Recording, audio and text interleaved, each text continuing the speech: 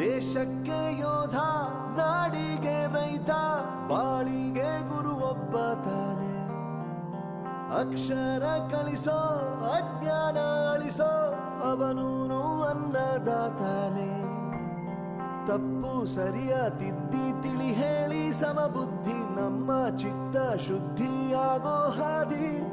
ಎಷ್ಟೇ ದೂರ ಹೋದ್ರೂ ಮರಿಬೇಡ ನಿನ್ನ ಬೇರು, ನಿನ್ನ ಸಾಧನೆಗೆಲ್ಲ ಇದುವೇ